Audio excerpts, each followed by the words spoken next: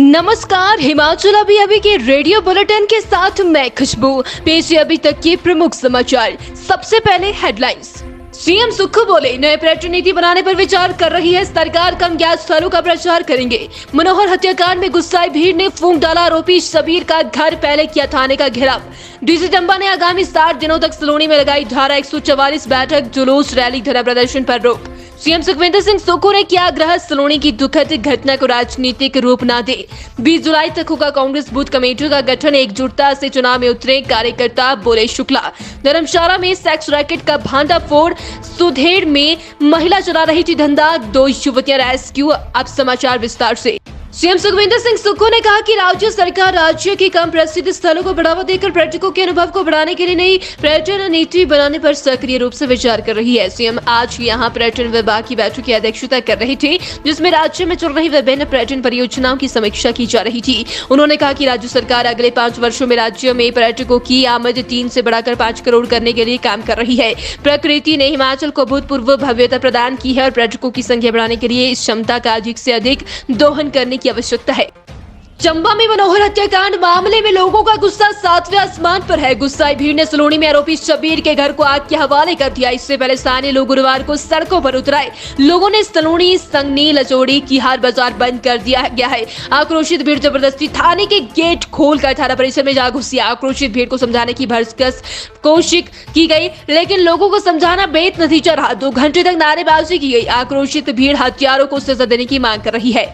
DC पूर्व देवगन ने आपराधिक प्रक्रिया संहिता 1993 की धारा 144 के तहत प्रदत्त शक्तियों का प्रयोग करते हुए सलोनी में 4 से अधिक व्यक्तियों के इकट्ठा होने, किसी प्रकार की बैठक, जुलूस, रैली, धरने प्रदर्शन के आयोजन को प्रतिबंध करने के आदेश जारी किए हैं। ये आदेश तुरंत प्रभाव से आगामी 7 दिनों तक प्रभावित रहेंगे और प्रतिकूल परिस्थितियों के दौरान इन आदेशों को आगे भी बढ़ाया जा सकता है। जारी आदेश में कहा गया है कि संगनी, किहार तथा सलोनी में स्थानीय निवासियों के बीच उपजे विवाद के दृष्टिगत कानून व्यवस्था की स्थिति को सामान्य बनाए रखने के लिए प्रशासन द्वारा ये आदेश जारी किए गए हैं। शेष समाचार ब्रेक के बाद। आपके स्वास्थ्य का प्रहरी श्री बालाजी हॉस्पिटल, कांगड़ा, हिमाचल।